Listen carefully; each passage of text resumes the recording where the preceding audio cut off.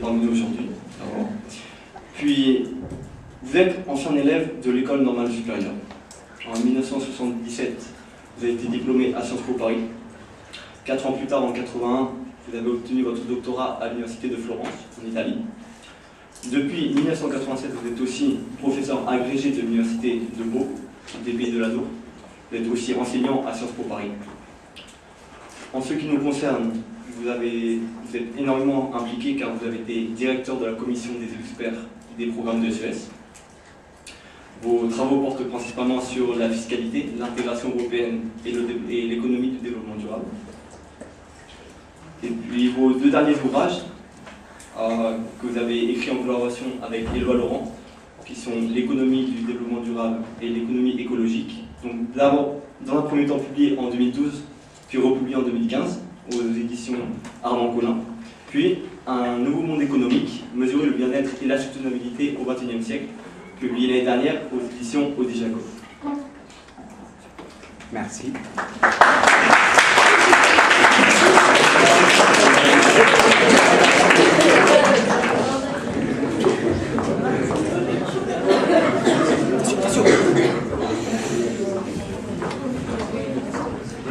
Je les montre, puisque il faut vous en parler. Donc ça, c'est économie de l'environnement et économie écologique chez Armand Collin. Et celui-ci, c'est un nouveau monde économique chez Audi Jacob. Tous les deux coécrits avec Éloi Laurent, donc Éloi Laurent qui est un de mes collègues à l'OFCE, l'Observatoire français des conjonctures économiques, où je travaille depuis maintenant 33 ans, presque 34. Et puis encore, donc, Éloi Laurent, qui est aussi d'ailleurs un de mes anciens étudiants, qui a fait sa thèse sous ma direction. Alors merci de m'avoir invité ici, je suis très heureux d'échanger avec vous aujourd'hui sur ces thèmes qui sont, comme vous l'avez dit, des thèmes sur lesquels je travaille beaucoup depuis quelques années. Et j'aime bien intervenir devant les lycéens et échanger avec les lycéens, je le fais déjà à plusieurs reprises, donc voilà, je suis très content d'être ici. Bon, comme ça a été dit aussi dans la présentation, je suis un peu responsable de vos souffrances de cette année et de l'année dernière, pour ceux qui sont en terminale, puisque j'ai été celui qui a rédigé les programmes de SES, de première terminale. Voilà. Bon, pas de seconde. Seulement en première terminale. Bon, alors ceci étant dit, donc ce qu'on va faire aujourd'hui, c'est, bon, je vais faire une introduction relativement courte, parce que je voudrais laisser plus de temps possible aux échanges, aux questions, etc., et à la discussion. Donc, je vais vous présenter en quelques minutes un certain nombre de thèmes qui tournent autour de la question de comment on mesure. Comment on mesure, c'est un peu fort peut-être. Je sais pas, je peux peut-être régler moi de mon côté. Parce que j'ai un truc aussi. Je sais pas. J'ai baissé un peu là. Là, du coup, on a baissé tous les deux et c'est peut-être un peu trop baissé. C'est un problème, vous savez, c'est quand on fait des programmes, quand on fait n'importe quoi, c'est une fois on vise trop loin, une fois on vise trop près, c'est très difficile d'ajuster le tir. C'est comme dans l'artillerie. Bon, donc là aussi, bon, je vais présenter donc quelques éléments. L'idée générale de tout ça, c'est de vous montrer qu'il y a tout un champ d'analyse économique qui se développe ces dernières années et qui touche à des choses dont vous avez un petit peu été dans le programme, notamment de terminale, qui concerne notamment la question du développement durable. Le développement durable, on préfère appeler nous soutenabilité parce que, alors ça mérite quand même juste un petit mot. Pourquoi choisir ce mot soutenabilité plutôt que développement durable? Bon, soutenabilité, c'est un horrible anglicisme, évidemment, donc pour les puristes, c'est pas très joli. Mais développement durable, c'est un mot, une expression qui est tellement galvaudée, tellement utilisée à toutes les sauces, notamment par les entreprises qui passent leur temps à nous expliquer qu'elles font des choses de développement durable, alors qu'en réalité, elles ne font pas grand-chose, ou parfois même rien, que c'est un petit peu trop chargé et ça a perdu un petit peu son sens. Donc, soutenabilité, c'est peut-être un mot, en tout cas, qui désigne un peu mieux ce dont on peut parler. Alors, tous les travaux que j'ai faits ces dernières années là-dessus et que je continue à faire et que je fais notamment avec Éloi Laurent, mais aussi avec d'autres, sont des travaux qui sont en quelque sorte, qui ont été, pour moi en tout cas, initiés avec le travail que j'ai fait dans le cadre d'une commission dont vous avez peut-être entendu parler, qui s'appelle la commission Stiglitz-Sen-Fitoussi, qui était une commission qui a été mise en place en 2008 pour réfléchir à la question suivante: mesurer la performance économique et le progrès social.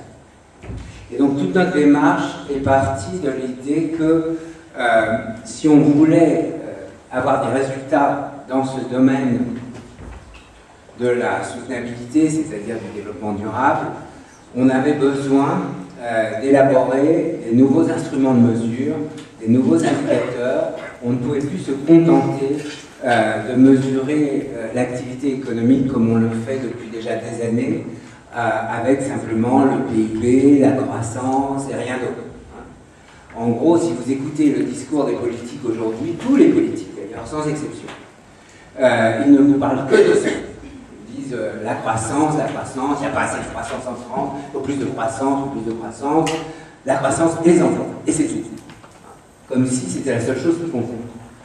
Or, évidemment, comme j'essaie de vous le montrer, on est dans un monde qui a beaucoup changé ces dernières années et on a besoin de se préoccuper pas seulement de ça, mais aussi d'un certain nombre de dimensions qui sont importantes pour le bien-être des personnes qui vivent aujourd'hui, vous notamment, et nous, tout le monde là, mais aussi importantes pour le bien-être des générations futures. Et quand on parle des générations futures, il y a aussi deux choses qui m'énervent particulièrement, c'est souvent on dit il faut sauver la planète. La planète n'a pas besoin de nous pour être sauvée. Elle nous survivra certainement. Dans quel état, on n'en sait rien, mais certainement, elle sera encore là quand l'humanité en aura disparu de la face de la Terre. Bon, ça c'est la première chose. Donc c'est pas l'humanité, c'est pas la planète qu'il faut sauver, c'est l'humanité sur la planète. Bon, c'est la première chose. Deuxième chose, on parle des générations futures comme si c'était des choses très lointaines et très abstraites. Les générations futures, évidemment, c'est pas des choses très lointaines et très abstraites, c'est vous. Et un certain nombre des choses dont on va parler aujourd'hui sont des choses qui se déroulent à un rythme tellement rapide que on parle d'horizon comme par exemple 2050. Alors évidemment, vous êtes très jeune, 2050 ça vous paraît très loin, comme moi quand j'étais jeune, l'an 2000 me paraissait très loin. Maintenant, l'an 2000 est 16 ans derrière moi et derrière nous tous.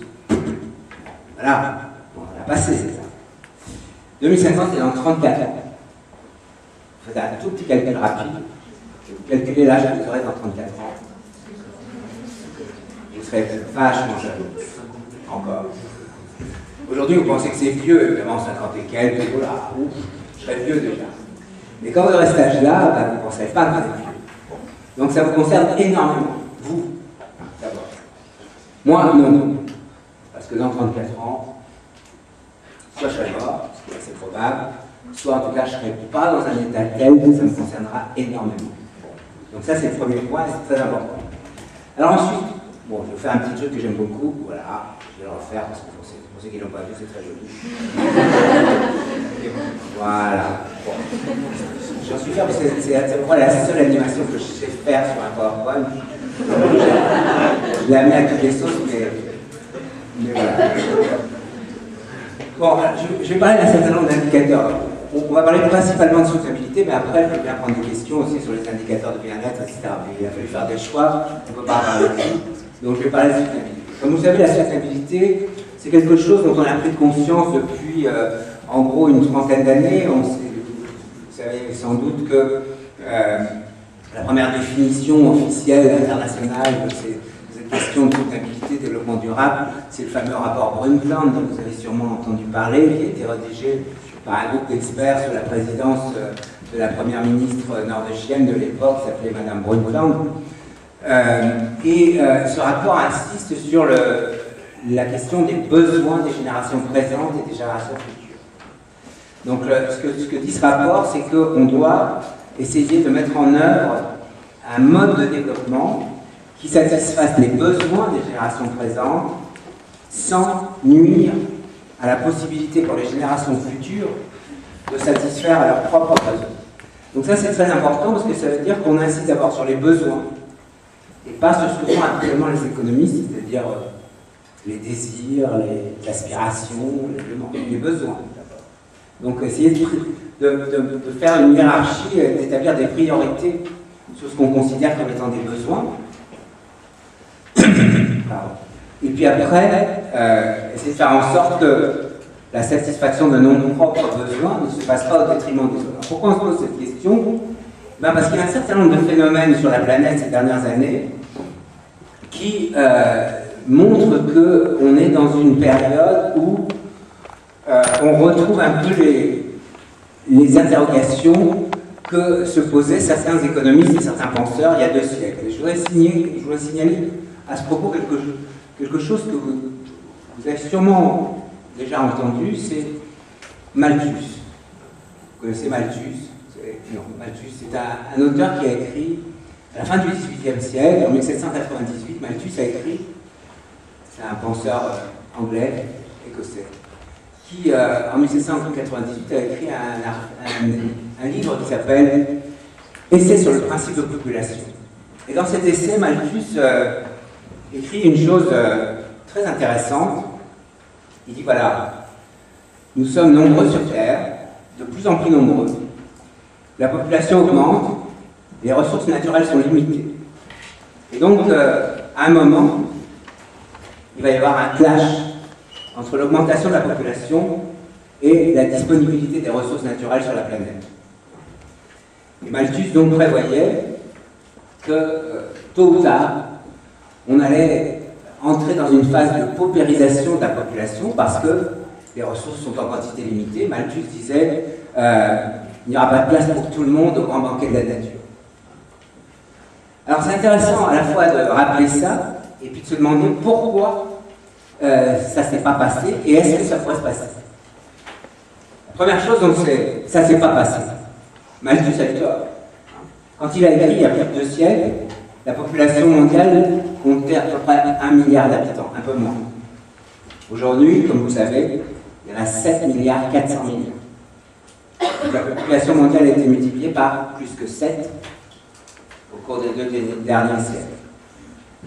Et pourtant, non seulement on n'est pas plus pauvre qu'il y a 2 siècles, mais en moyenne, on est beaucoup plus riche qu'il y a 2 siècles. Beaucoup plus. Il y a beaucoup moins de pauvres en proportion sur la planète aujourd'hui qu'il y en avait il y a 2 siècles. Et le niveau de vie moyen des habitants de la planète est aujourd'hui beaucoup plus élevé.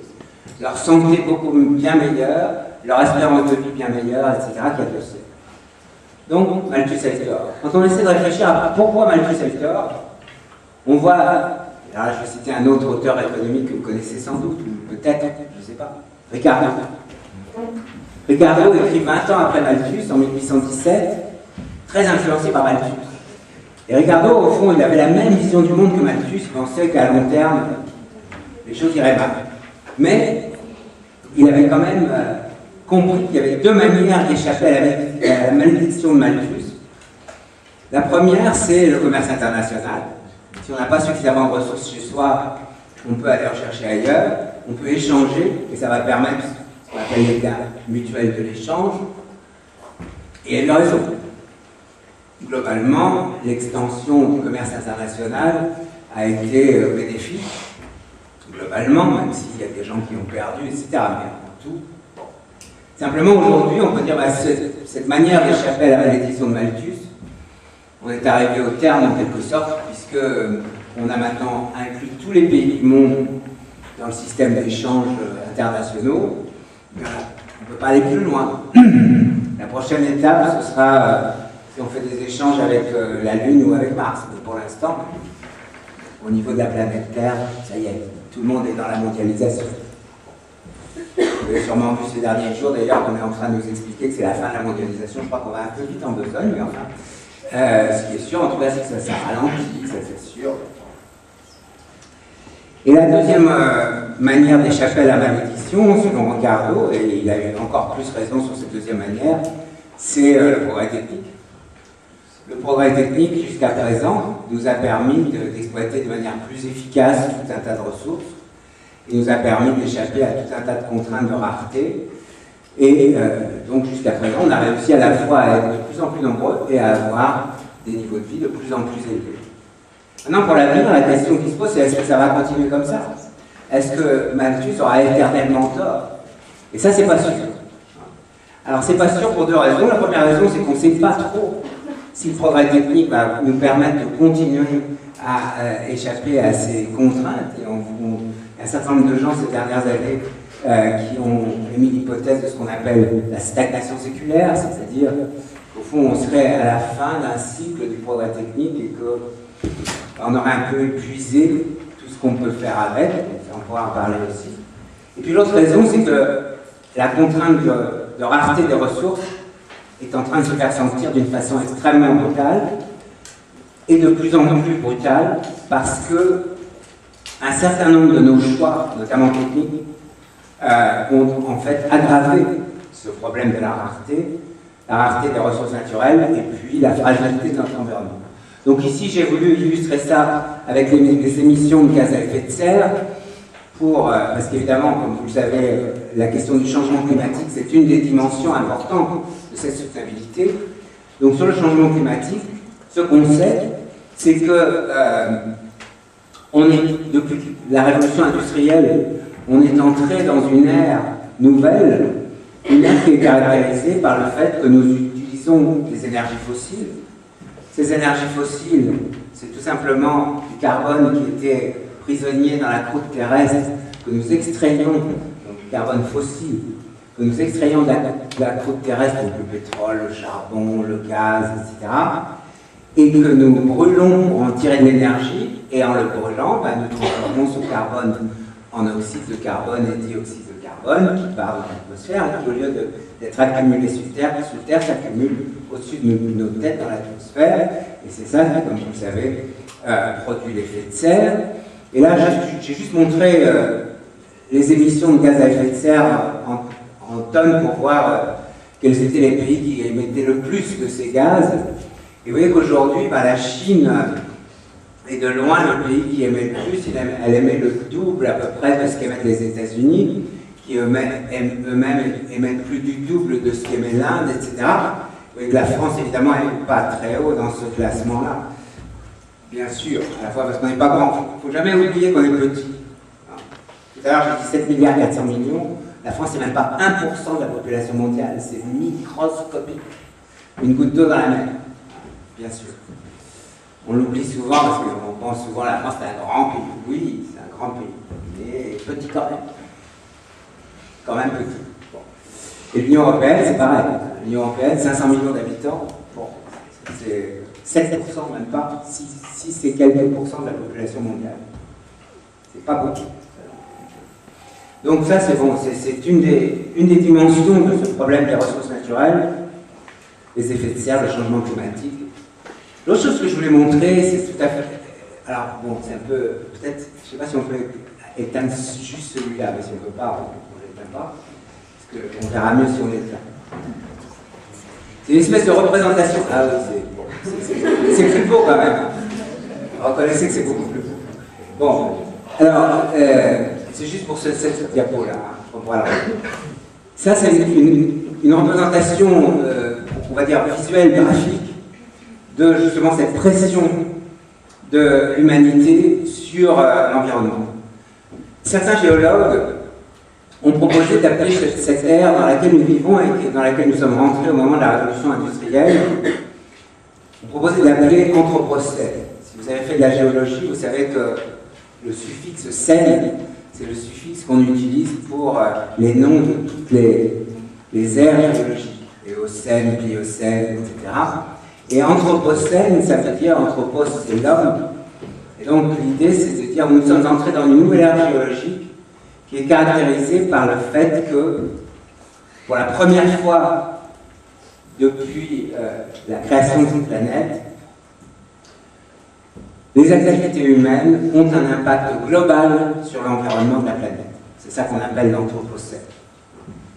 Et ici, on représente de façon très schématique cet Anthropocène. Je ne sais pas si vous avez déjà fait des cartes comme ça. Ce sont des cartes sur lesquelles, au lieu de représenter les pays en proportion de leur surface géographique, on représente la taille des pays en proportion de leur population.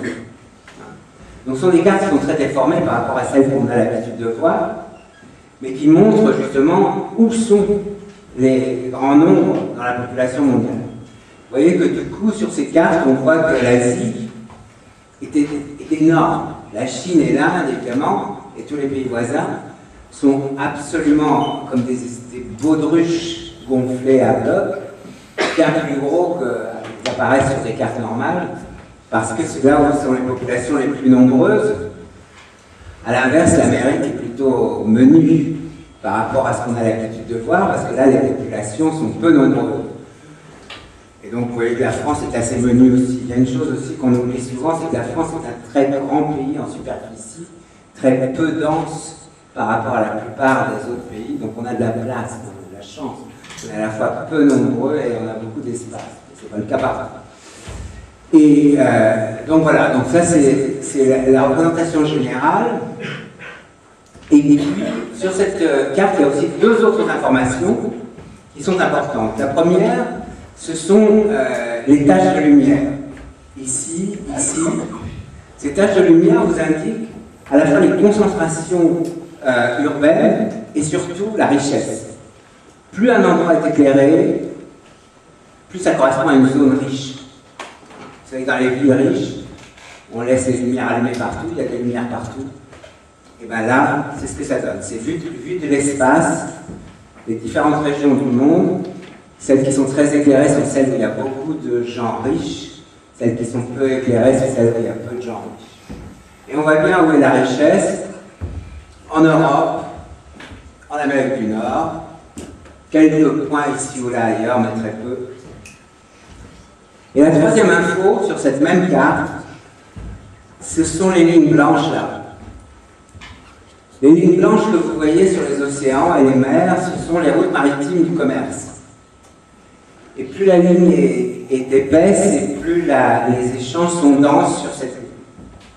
Et donc ce qu'on voit ici, ce sont les principales routes des échanges maritimes, les plus denses ici. Et tout ça, c'est de l'Asie, Japon et Chine vers l'Europe, en passant par le canal de Suez. Et puis évidemment des routes importantes aussi au sein de l'Asie, des routes qui contournent l'Afrique, et puis des routes transatlantiques et transpacifiques, mais qui sont relativement moins denses. Donc ça, c'est une espèce de vision résumée de différentes dimensions de la pression humaine sur l'environnement naturel. Alors je voulais juste après, ça je ne vais pas le commenter, on en parlera si vous voulez, dire ce qu'on appelle en deux mots ce que certains scientifiques appellent les limites planétaires, c'est-à-dire essayer de parler d'un certain nombre d'indicateurs qui nous permettent de mesurer si nous sommes loin ou pas des limites que nous impose notre environnement naturel. Les limites planétaires, ça a été proposé par des chercheurs suédois, une équipe de chercheurs suédois. C'est assez intéressant parce qu'ils ont classé les dimensions de l'environnement naturel en plusieurs catégories, donc c'est en anglais mais c'est facile à comprendre.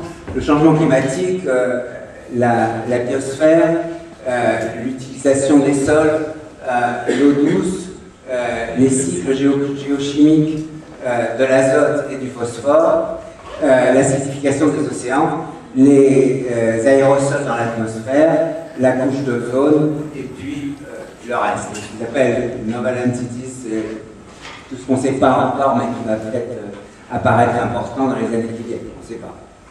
Et donc ce qu'on voit ici, c'est qu'ils ont défini deux cercles. Ils ont dit voilà, si on reste à l'intérieur du premier cercle, il n'y a pas de problème. On est encore dans des zones tout à fait tranquilles, pas trop de risques. Le deuxième cercle, c'est la limite planétaire, c'est-à-dire si on passe au-delà du deuxième cercle, on est en danger. Alors si on regarde les différentes dimensions, je vais aller vite là-dessus, vous voyez qu'en fait, il y a un certain nombre de dimensions sur lesquelles on est toujours dans le vert, là. Et notamment, il y en a une qui est assez intéressante à signaler, c'est celle-ci, c'est la couche d'ozone. C'est intéressant parce que, évidemment, vous êtes jeunes, vous n'avez pas connu ça, mais quand on était jeunes, nous, il y a quelques années, on nous répétait tous les ans qu'il y avait un énorme trou dans la couche d'ozone. Le trou dans la couche d'ozone au-dessus des pôles augmentait davantage chaque année. Et ça menaçait évidemment l'avenir de l'humanité, ça existe encore. Je n'ai pas dit qu'il avait été complètement empêché. Mais ce qui est intéressant, c'est que justement sur ce problème-là, on a pris des mesures, on a réussi non seulement à limiter le problème, mais même à retourner en arrière, c'est-à-dire que la couche d'ozone est en train de se reconstituer, les trous sont en train de se reboucher. Et quand on regarde comment ça s'est passé, on se dit, bah, ça c'est quand même intéressant parce que voilà un cas où, collectivement, à l'échelle de l'humanité tout entière, on a pris conscience que ce qu'on était en train de faire était en train de détériorer gravement notre environnement, et du coup, on a été capable de revenir en arrière. Alors, on peut le dire en un mot, c'est facile. Ce qui causait le trou dans la couche d'ozone, c'est ce qu'on appelle les gaz fluorés. Ce sont des gaz qu'on utilisait pour les aérosols. Les bombes de déodorant, de lac, tout ce que vous voulez de ce genre. Le propulseur, c'était les gaz fluorés. C'est aussi d'ailleurs les gaz qui sont dans les frigos.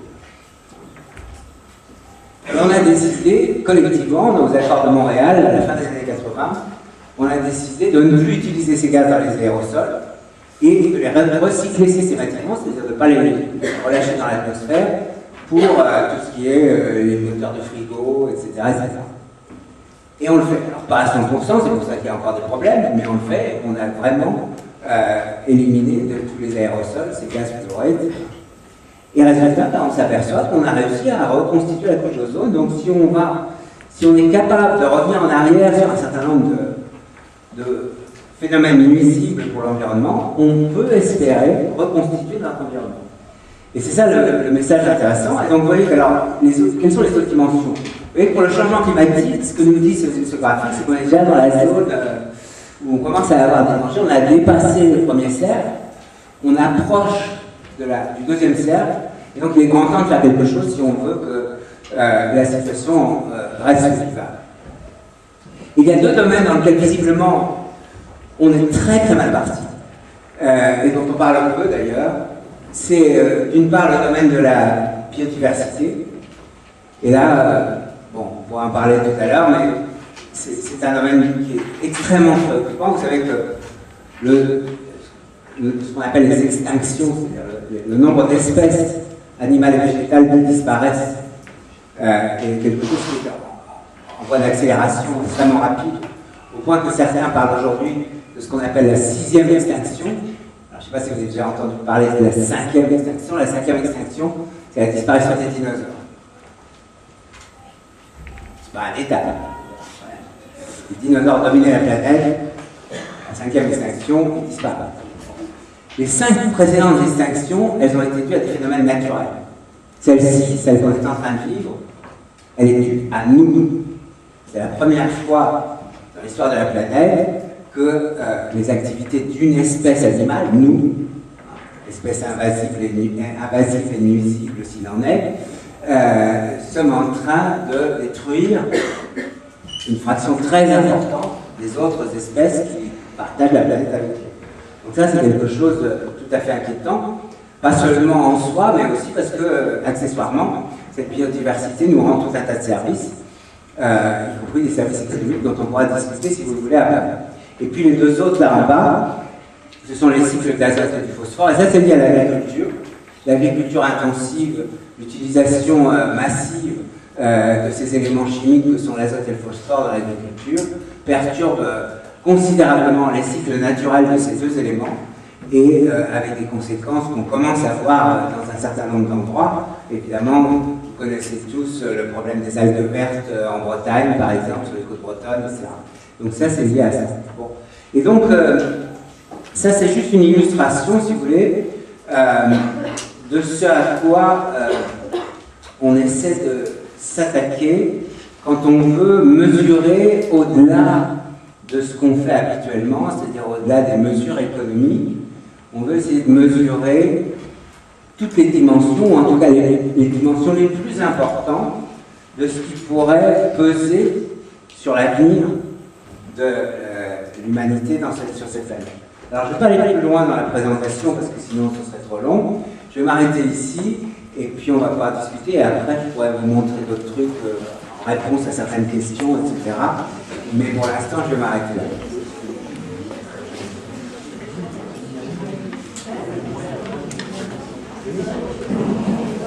Alors, qui se lance?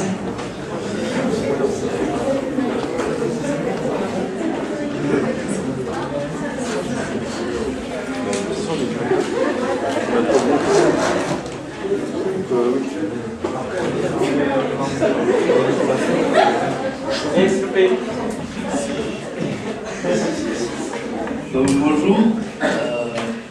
Donc, vous avez parlé des indicateurs de soutenabilité. Donc, selon vous, lequel des indicateurs est le meilleur et pourquoi? Bon, alors, vous voyez, j'ai bien fait de ne pas aller plus loin dans ma présentation. Je crois qu'aujourd'hui, on est au tout début du développement de ces indicateurs. Comme je vous l'ai dit, on a beaucoup travaillé au sein de la commission Stiglitz Sanfitouci. J'étais un des rapporteurs de cette commission. J'étais justement chargé de la partie sur les indicateurs de soutenabilité. Donc on peut dire que ça fait maintenant une dizaine d'années qu'on essaie de développer des indicateurs de soutenabilité. Il y en a beaucoup, mais il n'y en a pas un seul qui soit vraiment complètement satisfaisant. Ce que j'ai montré ici avec les limites planétaires, c'est ce qu'on appelle les indicateurs physiques. Donc, il y a un certain nombre d'indicateurs physiques qui ont été proposés, qui sont très utiles parce qu'ils permettent justement de s'appuyer sur les autres sciences, la physique, la chimie, la biologie, etc., pour définir ce qui est soutenable et ce qui n'est pas. Mais en même temps, nous, économistes, nous ne pouvons qu'utiliser ces choses-là, mais pas vraiment dans les mesures économiques. Ça ne peut pas s'intégrer facilement avec les raisonnements économiques parce que ça n'a rien de monétaire. Et donc, l'ambition des économistes qui travaillent sur ces questions, pas seulement moi, évidemment, il y en a plein, c'est d'essayer de trouver des indicateurs qui soient en quelque sorte, j'allais dire, aussi attrayants que le PIB. Vous voyez? Le PIB, c'est un indicateur qui a été inventé il y a soit un peu plus de 80 ans maintenant. Il est inventé en 1932, donc ça ne fait pas si longtemps que ça quand même. Et le PIB, ce qu'il a de formidable finalement, c'est qu'il permet de résumer en un seul chiffre toute l'activité économique d'un pays. Et c'est ça qui fait son succès. Pourquoi est-ce que les politiques, les journalistes, etc. parlent sans cesse de la croissance du PIB? Parce que ça paraît simple finalement. On se dit avec un seul chiffre, on a tout. Si c'est positif, si la croissance est positive, youpi, c'est super, tout va bien. Si c'est négatif, ça va mal. Bon, voilà, c'est simple. Et pour les politiques, c'est agréable d'avoir un truc simple, parce que d'abord, ça ne prend pas la tête. Et puis parce que comme ça, c'est aussi facile de juger du succès ou de l'échec. On va dire, si la croissance est positive et forte, c'est qu'il a réussi. Si elle est négative, c'est qu'il a raté. Et on a besoin de ces indicateurs simples pour juger de l'efficacité des politiques économiques et des politiques en général. À la fois parce que pour l'opinion, c'est plus simple, et aussi parce que pour les politiques, c'est plus simple. Et c'est pour ça qu'on va essayer de bâtir des indicateurs qui soient ce qu'on appelle des indicateurs synthétiques, un peu comme le PIB, c'est-à-dire qui résument en un seul chiffre à peu près tout ce qu'on a envie de savoir sur cette question. Un seul chiffre ou peu de chiffres. Et je fais souvent la comparaison avec un tableau de bord. Au fond, ce dont on a besoin, c'est beaucoup d'informations sur beaucoup de choses. Par exemple, ça. Mais ça, vous voyez que ça représente déjà à peu près 8. Ça veut dire qu'il y a 8 cadrans sur ce tableau de bord. Ça s'approche plus d'un tableau de bord d'hélicoptère ou d'Airbus que d'un tableau de bord de voiture. Pourquoi le tableau de bord de voiture est aussi simple? Parce que les conducteurs, en général, ne savent pas comment marche une voiture, et d'ailleurs, on s'en fout. On a juste besoin de savoir que quand on appuie sur telle pédale, ça accélère, quand on appuie sur telle autre, ça freine, quand on tourne le volant comme ça tourne dans un sens, quand on tourne le volant comme ça tourne dans l'autre. C'est tout. On n'a pas besoin de connaître la théorie du moteur à explosion pour conduire une voiture. Surtout, il y aurait très peu de gens qui pourraient conduire des voitures. Et là, tout le monde peut conduire des voitures. Pourquoi? Parce qu'on a fait un truc simple. Un truc que n'importe quel imbécile peut utiliser. Et surtout, on a fait un tableau de bord simple. Sur le tableau de bord, il y a juste des infos utiles pour le conducteur. C'est tout. Qu'est-ce qu'il y a sur un tableau de bord de voiture? Il y a surtout deux compteurs qui sont vachement importants. Il y en a un qui vous dit à quelle vitesse vous roulez. C'est important. Et l'autre vous dit, l'autre qui est important, c'est quoi? La jauge. Combien il reste dans le réservoir. Alors maintenant, sur les voitures nouvelles, on vous dit aussi combien de kilomètres vous pouvez encore parcourir avec ce qui vous reste dans le réservoir, étant donné la vitesse à laquelle vous roulez maintenant. Ce qui est une espèce de synthèse des deux. Mais c'est superflu par rapport à la jauge, en quelque sorte. Mais peu importe. Et là, c'est la même chose en matière de soutenabilité. Au fond, ce qu'on a aujourd'hui, c'est l'équivalent du compteur de vitesse, c'est le PIB. Le PIB, c'est comme si ça mesurait la vitesse à laquelle on roule en ce moment. Mais ce qui nous intéresse pour la soutenabilité, c'est la jauge. Combien il reste dans le réservoir? Ou encore, combien de kilomètres je peux encore faire à cette vitesse-là? Et c'est ça qu'on va essayer de mesurer avec l'indicateur de soutenabilité. Alors, ce que font les économistes, c'est ce qu'ils savent faire, comme toujours. Qu'est-ce qu'on sait faire? On sait faire ce qu'on appelle des agrégats monétaires. Donc, on va essayer de construire un indicateur de soutenabilité qui résume les différentes dimensions en une seule et exprimée en valeur monétaire. Et quel est celui qui est le moins mauvais aujourd'hui sur le marché? Je vais vous montrer. C'est ce qu'on appelle la richesse totale. Donc ce qu'on fait, c'est qu'on va essayer d'évaluer ce qu'il y a dans le réservoir. Et pour un économiste, ce qu'il y a dans le réservoir, c'est ce qui permet de produire. Et ce qui permet de produire, c'est le capital. On va essayer d'évaluer le mieux possible le stock de capital de l'humanité, mais en tenant compte pas seulement du capital comme on le mesure habituellement en économie, c'est-à-dire pas ce qu'on appelle le capital productif habituel, mais en incluant aussi d'autres dimensions du capital dont on sait qu'elles sont importantes pour l'avenir et même pour notre bien-être aujourd'hui. Alors, quelles dimensions? Vous voyez ici, en fait, on a retenu le capital productif, c'est celui-là, mais aussi le capital immatériel, c'est ce qu'on appelle le capital humain, c'est-à-dire vous, et pas seulement les hommes, mais aussi le niveau d'éducation des hommes, c'est ça qu'on appelle le capital humain, et puis le capital naturel. Donc on essaie de tenir compte aussi du fait qu'on a besoin de l'environnement naturel pour pouvoir produire. Alors, là où, donc l'effort est dans cette direction-là, essayer d'évaluer la richesse, ce qu'on appelle la vraie richesse des nations, en référence à Adam Smith. Adam Smith parlait de la richesse des nations, maintenant on parle de la vraie richesse des nations, c'est-à-dire en incluant toutes les formes de capital, et pas seulement le capital au sens strictement économique du terme, et essayer d'évaluer ça correctement. Et c'est ce que font les économistes qui travaillent là-dessus à la Banque mondiale, c'est ce que font aussi les économistes qui travaillent là-dessus à l'ONU, et puis à une échelle plus petite, il y a des gens comme moi aussi. Malheureusement, pour l'instant, je dirais qu'on est encore loin du compte. Et ce qui montre qu'on est encore loin du compte, c'est ça, justement, la dernière ligne.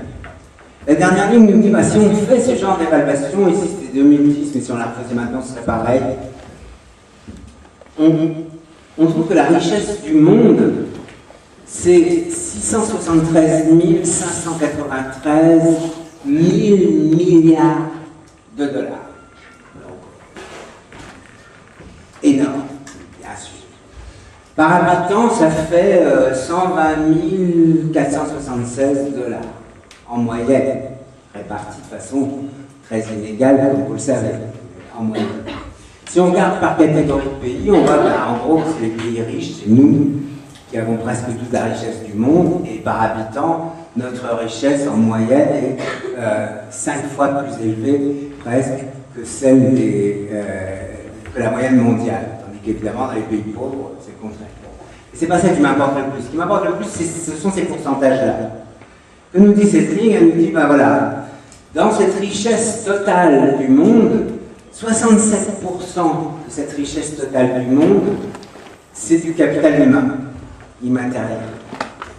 18% c'est du capital productif et 5% seulement du capital naturel. Et quand on voit ces chiffres-là, on se dit, oh là là, non mais c'est pas bon ça. Ça ne peut pas marcher. Parce que si on prend ça au pied de la lettre, on se dit, bah, il y a qu'à doubler le nombre d'humains sur Terre et puis les éduquer, on n'aura pas de problème de soutenabilité. La Chine va être encore plus soutenable quand elle aura encore plus d'habitants, le monde sera encore plus soutenable quand il aura encore plus d'habitants, puisque c'est le capital humain qui compte le plus dans le capital total. Pourquoi on a ce résultat-là? Bah, tout simplement parce qu'on sous-évalue le capital naturel. On n'est pas capable aujourd'hui, nous, économistes, de mettre une valeur suffisamment élevée à toutes les dimensions du capital naturel. Et du coup, on a des mesures de soutenabilité, des indicateurs de soutenabilité qui sont certainement pas satisfaisants. Et donc, il y a encore du boulot. Voilà ma réponse. Ma réponse, c'est moins mauvais de notre point de vue, mais c'est quand même pas très bon. Voilà. Ce sera pour vous, la prochaine génération qui fera les découvertes sur les bonnes mesures. J'espère. Bonjour, voilà, j'ai une question. Je m'appelle Raphaël Harvey, je suis en terminale ES au lycée de Rennes-Billière. Et voilà, vous nous parlez beaucoup de capital naturel, et il y a une notion qui est la substituabilité de ce capital naturel avec le progrès technique. Est-ce que vous pensez que le capital naturel est fortement ou faiblement substituable? C'est la grande question, effectivement. Il y a cette méthode de construction d'un indicateur, comme je dis, elle a une première faiblesse qui est qu'on sous-estime sans doute la valeur du capital naturel. La deuxième critique qu'on peut lui faire, c'est celle que vous soulevez, c'est-à-dire qu'en fait, quand on fait ça, eh bien, quand on additionne les différentes formes de capital, c'est qu'on fait l'hypothèse qu'on peut substituer l'une à l'autre. Donc, si on a moins de capital naturel, du moment qu'on a plus de capital humain ou plus de capital productif, c'est pas grave, ça compense. Or, on voit bien que cette hypothèse-là, elle n'est pas tenable. Certainement pas. Mais il y a des gens qui pensent qu'elle l'est. C'est qu'il y a tout un tas de scientifiques dans tout un tas de domaines qui réfléchissent à ce qu'on appelle la géo-ingénierie et qui se disent que, par exemple, le changement climatique, c'est pas un problème parce qu'on va envoyer dans l'espace tout un tas de satellites avec des miroirs qui vont réfléchir les rayons solaires et les renvoyer vers l'espace, et que du coup, on va lutter comme ça contre le changement climatique. Il y en a qui vous disent aussi que c'est pas grave si au niveau des océans on monte parce qu'on va construire des digues, etc., donc c'est pas un problème. Et c'est vrai qu'il y a plein de choses qu'on sait faire. Mais est-ce que pour autant c'est pas un problème? Ça c'est une vraie question, une question philosophique en partie. C'est-à-dire, moi parfois je dis à mes étudiants, supposons que avec nos actions humaines on détruise la Méditerranée. Si on détruisait la Méditerranée et qu'on la remplace par un jacuzzi géant, est-ce que c'est pareil? Est-ce que c'est un problème? C'est très difficile à dire. C'est très très difficile à dire en fait.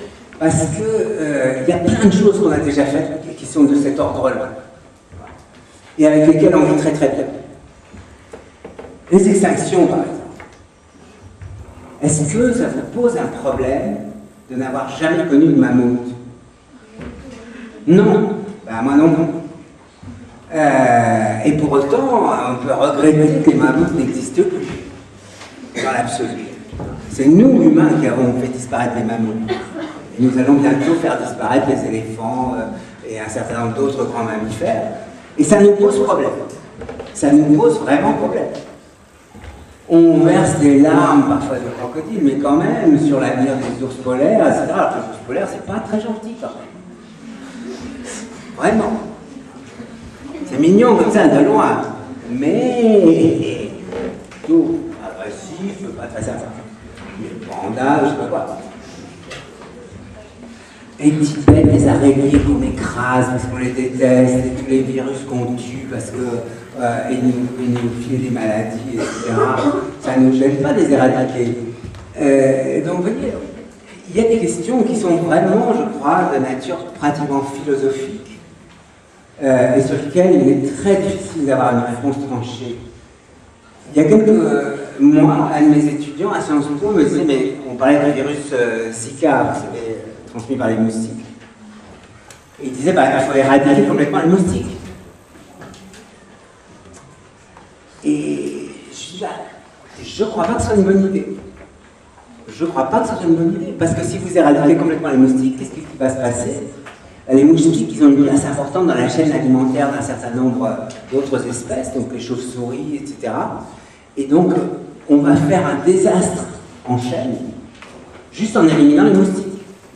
Donc c'est peut-être une idée qui vient spontanément à l'esprit en se disant, bon ben voilà, on a les moyens d'éliminer les moustiques, et faisons-le comme ça, on va être tranquille. Pas seulement Zika, mais aussi la dengue, et puis le paludisme, et un tas de choses. Ça serait quand même, la Terre serait quand même nettement plus vivable s'il n'y avait pas de moustiques. Oui, bien sûr.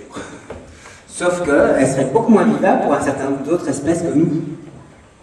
Donc je crois qu'il faut vraiment essayer de réfléchir.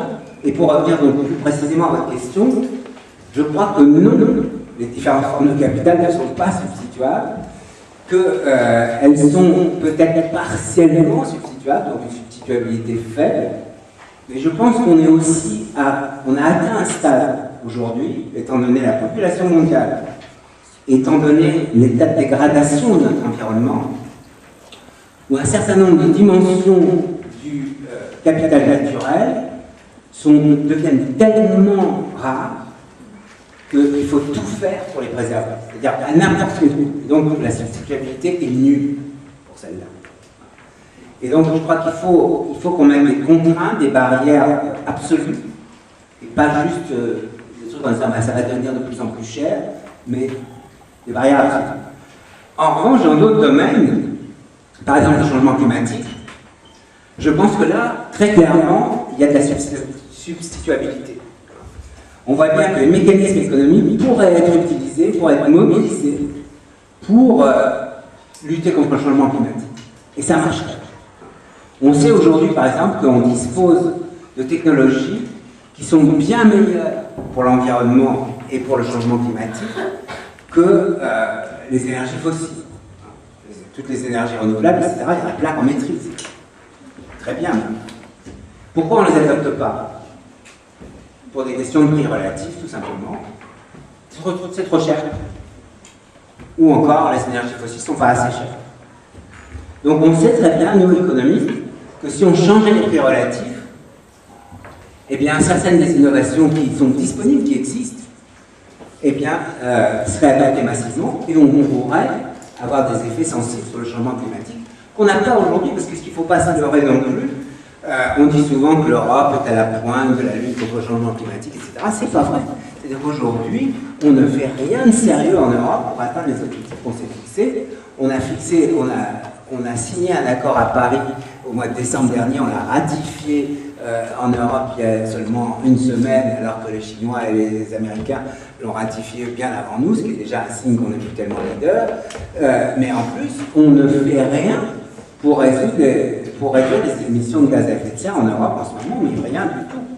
On a fait des trucs il y a 20 ans, et depuis, on continue sur la lancée, mais on ne fait vraiment rien de très sérieux pour ça. Donc il y a des domaines dans lesquels, oui, on peut substituer, mais je crois qu'il y a d'autres domaines, beaucoup de domaines aujourd'hui dans lesquels on ne peut pas. On pourrait évidemment remplacer les ours polaires et les pandas par des robots, hein, on sait faire. On sait faire aujourd'hui des robots qui ressemblent vraiment à s'y méprendre à ces bêtes-là. Avec le même genre de fourrure, qui font le même genre de petits cris, etc. Qui sont même interactifs. Hein. Moi j'étais au Japon il y a 4 ans pour un voyage d'études et j'ai été visiter des laboratoires qui qui mettent au point des robots, et on m'a montré un robot bébé phoque qu'on avait développé pour donner aux petits vieux dans les maisons de retraite, parce que dans les maisons de retraite, on ne peut pas mettre des vrais animaux, puisque les vrais animaux, ça fait pipi et tout, donc c'est pas... Hein. Donc on va mettre des robots pour tenir compagnie aux petits vieux dans les maisons de retraite, et donc on a développé cette espèce de bébé phoque. C'est horrible hein, quand on y pense. Mais en même temps, il est presque aussi vrai qu'un vrai. Vous voyez? Bon. Donc il y a aussi un danger à faire ça.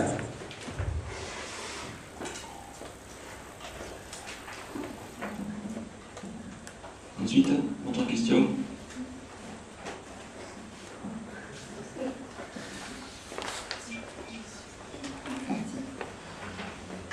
Il y a une question.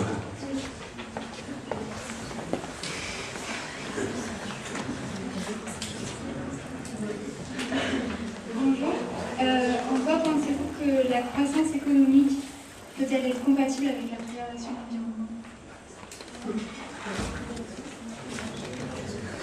Alors, ça c'est une question évidemment très importante parce que ça débouche, si je réponds non à cette question, ça débouche sur ce qu'on appelle la décroissance, etc. C'est-à-dire qu'on se dit, la seule façon de préserver notre planète et l'environnement de cette planète, c'est de renoncer à la croissance économique. Et je crois que les choses sont heureusement un petit peu moins tranchées que ça.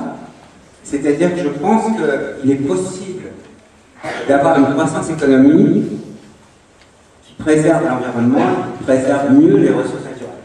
Ça ne veut pas dire qu'on on aura toujours un impact sur notre environnement. On ne peut pas empêcher ça. Mais même si on n'avait pas de croissance économique, on en aurait quand même. Le seul fait qu'on soit sur la planète, qu'on consomme, qu'on vive, qu'on respire, fait que on perturbe le milieu dans lequel on est, de différentes manières. Après, la question c'est, est-ce qu'il existe des manières de vivre comme on vit et d'avoir même une amélioration de notre niveau de vie encore, qui permettent de préserver l'environnement ou en tout cas d'avoir moins d'impact sur lui. Et la réponse est quand même plutôt, je crois, oui, mais avec des grosses nuances. Je vais juste vous montrer un truc qui est voilà, ce qu'on appelle les flux de matière. Les flux de matière, c'est en fait ce qu'on mesure là, c'est combien d'unités de PIB on produit avec une unité de matière première, au sens large. On essaie de construire un indicateur de la quantité de matière première qu'on utilise pour produire. Et on le dénominateur et le numérateur le chiffre. Et on regarde dans chaque pays quelle est ce qu'on peut appeler l'intensité matérielle du PIB ou l'inverse de l'intensité matérielle, c'est la productivité matérielle du pays. Vous voyez que si on regarde ce tableau, on voit qu'il y a des grandes différences entre les différents pays. Et on voit aussi que ça évolue dans le temps. Et entre 2000 et 2013, on voit que presque tous les pays ont réussi à accroître leur productivité matérielle en Europe. Ça veut dire quoi? Ça veut dire qu'on est capable de produire plus de PIB avec moins de matières premières. Presque tous. Alors pas tout à fait tous. Hein. Si vous regardez bien le tableau, vous verrez que par exemple la Roumanie a été dans l'autre sens. Donc il y a un certain nombre de pays où non seulement on n'a pas fait de progrès, mais on a plutôt reculé. C'est le cas de la Roumanie, c'est le cas aussi, je crois qu'il y en a un autre quelque part, mais je ne me rappelle plus. Mais il n'y en a pas beaucoup. Alors on se dit, oui, on est capable à la fois d'augmenter le PIB, donc si la croissance on la mesure par le PIB, pas comme traditionnellement, on est capable de faire les deux. Maintenant, est-ce qu'on peut aller plus loin que ça et obtenir ce qu'on appelle parfois du découplage, c'est-à-dire à la fois de la croissance et en même temps ne pas, par exemple, augmenter les gaz à effet de serre ou même les diminuer, ne pas augmenter notre consommation de ressources naturelles rares, peut-être même la diminuer, etc. Je crois que ça peut reposer sur deux choses. La première chose, là, je vais vous montrer aussi un truc, c'est ça repose sur ce qu'on appelle parfois l'économie circulaire, c'est-à-dire essayer de réutiliser, de recycler le plus possible des éléments matériels qu'on utilise dans la croissance.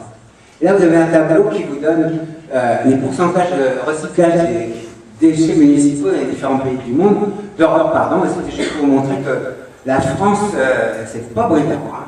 Franchement, on est même carrément pratiquement en bas de classement, hein.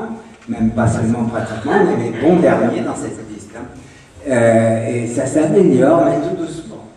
Donc ça, c'est une partie de la réponse, et je crois l'économie circulaire, le recyclage, etc. Il y a beaucoup de choses qu'on peut recycler en fait, beaucoup plus que ce qu'on recycle aujourd'hui. On continue à mettre en décharge et à ne pas recycler plein de choses qu'on pourrait recycler et qui pourraient être utilement réutilisées. On pourrait aussi, ça vous le savez tous, ne pas mettre autant d'obsolescence programmée dans tous les appareils qui sont vendus. Comme vous savez, la plupart des trucs sont faits pour durer 2 ans ou moins. Les téléphones portables, toutes ces choses-là. Alors on sait très bien faire des choses qui peuvent durer beaucoup plus longtemps, mais on a juste envie que les gens achètent un téléphone tous les ans ou tous les 6 mois. Donc voilà, on fait tout ce qu'on peut pour. Et la même chose pour les voitures, pour les frigos et pour tout le reste. Et là aussi, donc, on serait tout à fait capable de faire des choses. Alors ça voudrait dire quand même qu'il y aurait moins de croissance. Les taux de croissance seraient quand même plus faibles, puisqu'on renouvellerait moins. Mais est-ce qu'on serait plus malheureux pour autant? Ça se discute, hein, probablement. Et la dernière chose, c'est évidemment du côté de l'énergie, comme je l'ai dit tout à l'heure. On a aujourd'hui des énergies qui sont majoritairement d'origine fossile. En Europe, en France, évidemment, on a le nucléaire. Si vous avez envie de discuter du nucléaire, on pourra. Le nucléaire, évidemment, a un gros avantage, c'est qu'il n'émet pas de gaz à effet de serre. Il y a par ailleurs quelques gros inconvénients aussi. On n'est pas sûr que ce soit la meilleure solution à long terme. Enfin bon, si on prend l'Europe dans son ensemble, on peut dire que l'Europe c'est un continent qui aujourd'hui est riche, qui utilise depuis la révolution industrielle beaucoup d'énergie fossile et qui pourrait en utiliser beaucoup moins parce qu'aujourd'hui, comme je le disais tout à l'heure, on maîtrise un certain nombre de technologies comme l'éolien, le photovoltaïque, etc., qui nous permettraient, si on s'en donnait les moyens, de fournir toute l'énergie dont on a besoin sans utiliser du tout d'énergie fossile ou très peu. Donc à quoi ça tient? Ça tient, comme je le disais, à des problèmes de signaux de prix, de coûts relatifs, etc. Pour étayer cette thèse-là, je vous donne juste un petit argument historique. Vous connaissez tous la révolution industrielle. La révolution industrielle, c'est en Angleterre au milieu du XVIIIe siècle. La mécanisation, l'apparition des machines dans un certain nombre de secteurs, notamment le textile, et puis surtout l'apparition d'une nouvelle machine et d'une nouvelle source d'énergie qui est l'énergie fossile, le charbon, et la machine à vapeur, une nouvelle source d'énergie. Et la question qui est posée par certains, notamment un historien très intéressant qui s'appelle Pomeranz, Kenneth Pomeranz, il dit la chose suivante, il dit « Pourquoi la révolution industrielle a-t-elle lieu en Angleterre ?» C'est vrai que c'est une question intéressante quand on y réfléchit. Et ce que montre Pomeranz, c'est qu'en fait, au milieu du XVIIIe siècle, l'Angleterre n'était certainement pas plus avancée que d'autres pays en matière scientifique ou technologique. La France, l'Allemagne, l'Autriche, mais aussi la Chine avaient à peu près le même niveau de maîtrise scientifique et technologique que l'Angleterre. On savait faire des machines à vapeur en France, la preuve, on prétend même que c'est nous qui l'avons inventé, c'est Denis Papin, sauf que Denis Papin, il avait inventé une machine à vapeur qui servait à rien, c'est quand même pas très intéressant, enfin bon, on est quand même fiers d'avoir Denis Papin comme inventeur de la machine à vapeur. Les Chinois avaient aussi construit des machines à vapeur avant le milieu du XVIIIe siècle, des machines à vapeur avec des pistons qui faisaient ça comme celle de Denis Papin. Sauf que les pistons, ça sert à rien. Le mec génial, c'est Watt. Watt, c'est le mec qui a transformé ce mouvement-là en mouvement circulaire. Parce qu'évidemment, avec un piston, est-ce que vous pouvez actionner rien? C'est parce que ça tourne que vous pouvez actionner quelque chose. Donc, il y avait évidemment une part de génie spécifique qui était Watt. Pourquoi Watt est anglais? Pourquoi Mozart était autrichien? Pourquoi Léonard de Vinci était italien? Génie naissent quelque part, c'est tout. Mais l'autre question qui est plus franchement économique, et c'est celle-là sur laquelle je voudrais insister maintenant, c'est ok, ça a été inventé par Watt en Angleterre. Alors pourquoi est-ce que ça a été si facilement et si rapidement adopté dans l'économie anglaise à cette époque-là? Parce qu'après toutes les inventions géniales, il y en a eu plein au cours des âges, et elles n'ont pas souvent été adoptées instantanément. Je vous donne deux exemples. Léonard de Vinci, puisque j'en parlais, si vous regardez le nombre de trucs que Léonard de Vinci a inventés, c'est incroyable. Les hélicoptères, les scaphandriers, etc. Il a fallu attendre le XXe siècle pour qu'on commence à développer toutes ces innovations que Léonard de Vinci avait développées à la fin du XVe et au début du XVIe. Donc ça veut dire que bon, voilà.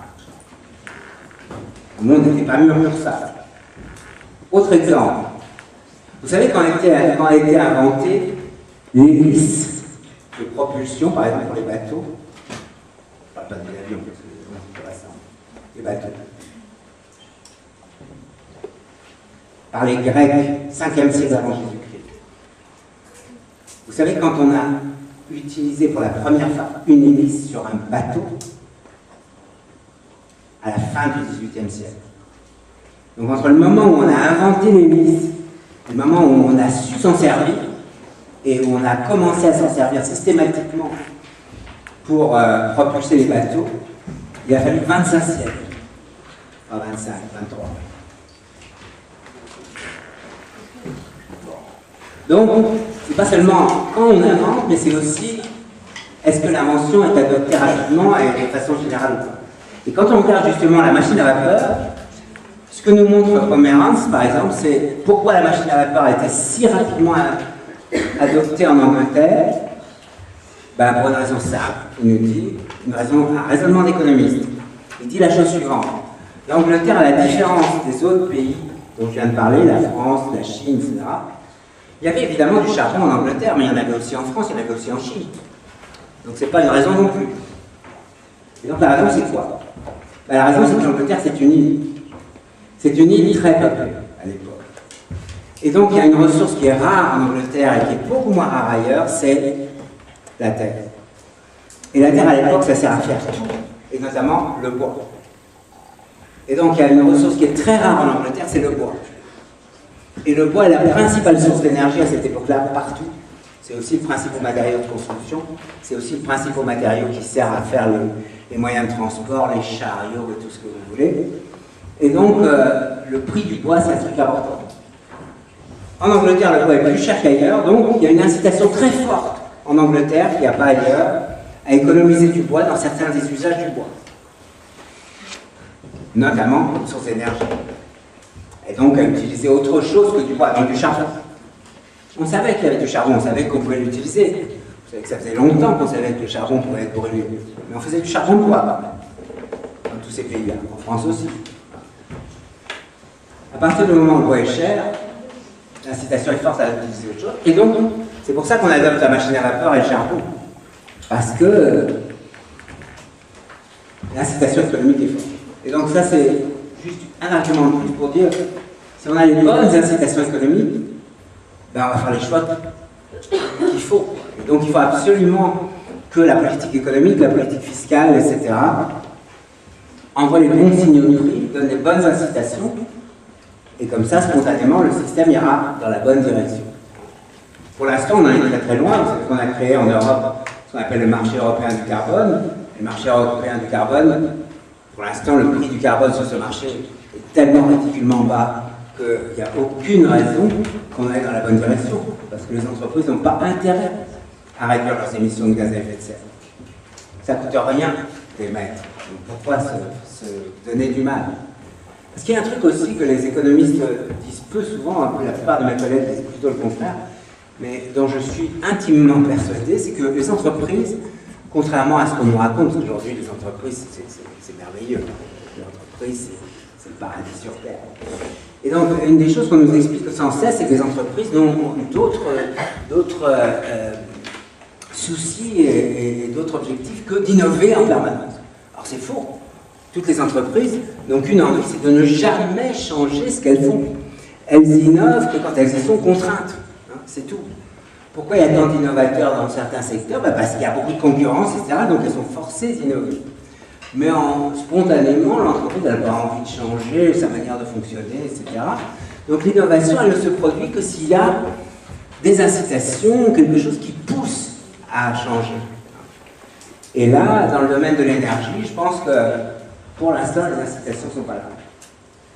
En tout cas, très insuffisantes.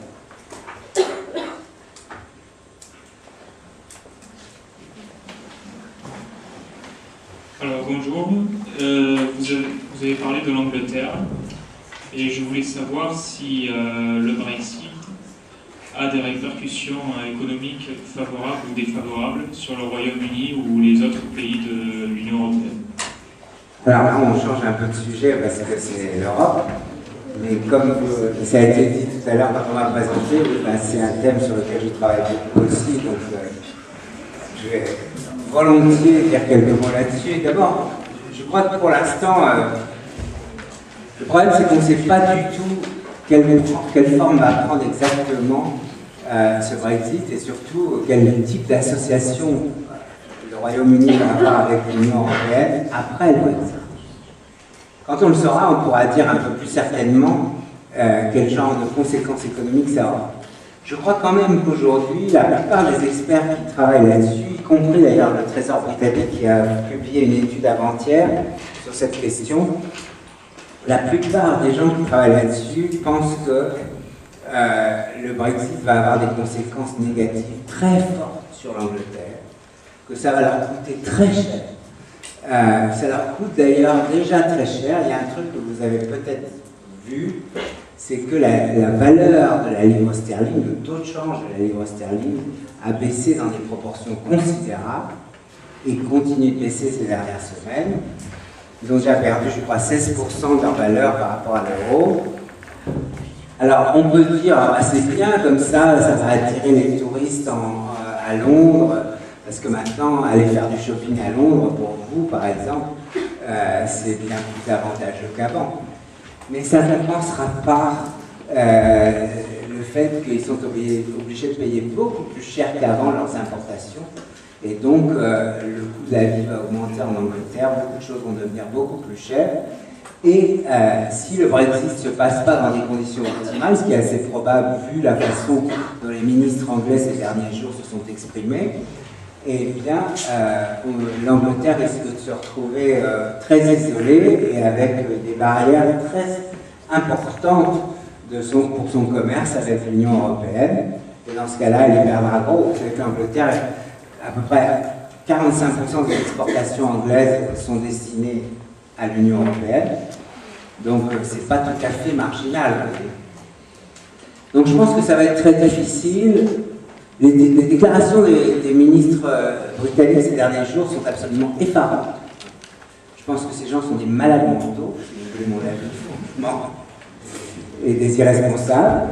Ils sont arrivés là parce que personne d'autre ne voulait le job.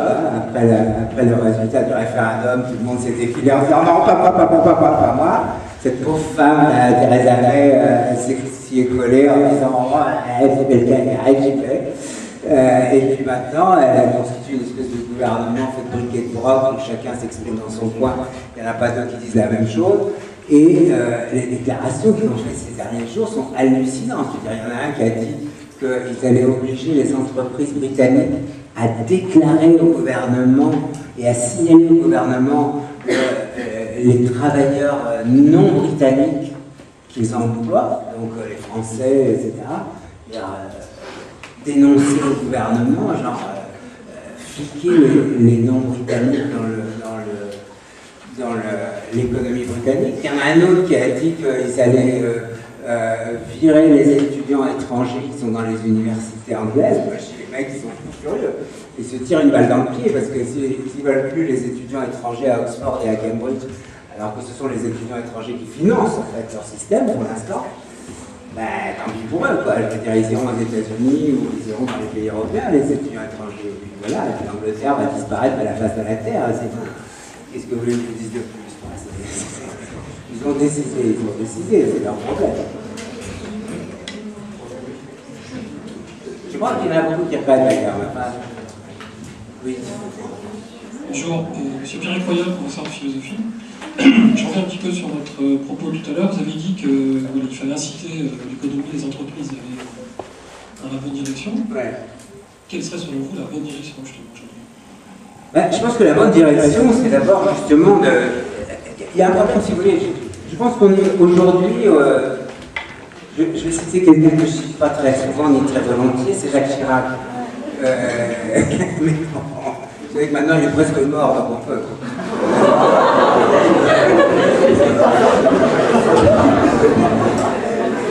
Il a même un musée à son nom maintenant.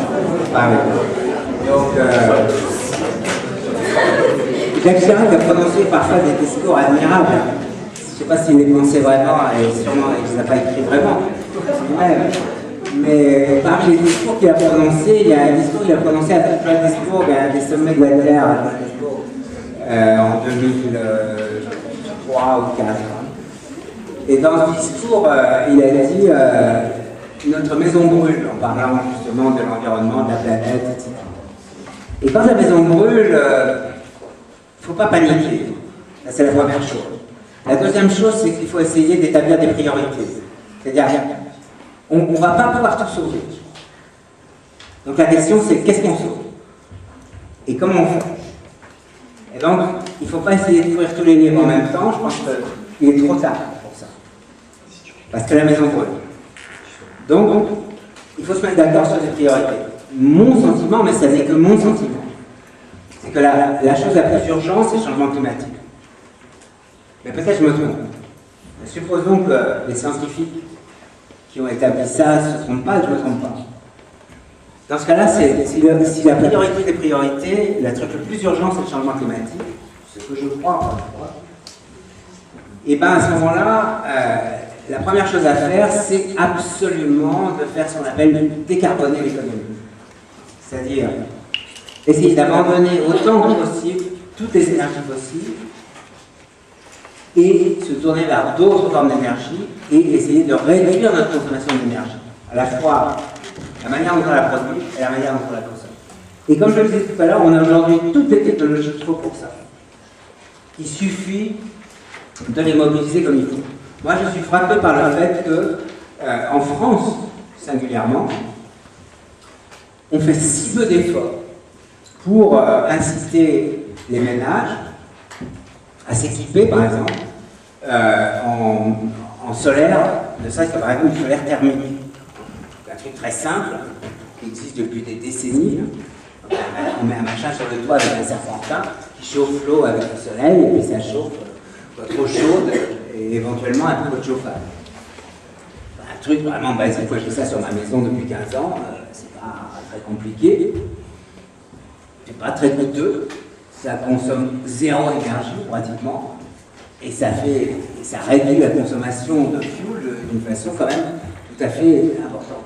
Donc il y a plein de petites choses comme ça qui permettent d'avoir le même niveau de confort qu'avant, tout en étant beaucoup plus économe en termes d'énergie fossile et d'émissions de gaz à effet de serre.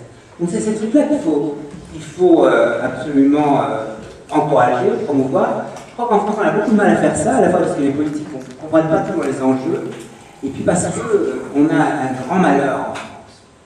Notre grand malheur, c'est EDF et les ingénieurs. Vous voyez, on a une espèce d'élite d'ingénieurs dans le domaine de l'énergie, qui sont les ingénieurs des mines, qui sont de tous les côtés de la barrière. C'est-à-dire ce sont à la fois ceux qui dirigent les grandes entreprises d'énergie et ceux qui sont dans les ministères et ceux qui sont dans les labos de recherche. Partout, ils sont tous les mêmes. Ils se tiennent tous entre eux. Et ça, c'est un grand malheur pour la France. Non pas qu'ils ne sont pas bons. Ils sont très bons. Techniquement, ils sont très bons. Mais il n'y a pas de pluralisme dans la pensée. Et du coup, qu'est-ce qu'on a fait? On a fait un choix du tout nucléaire, on a fait un choix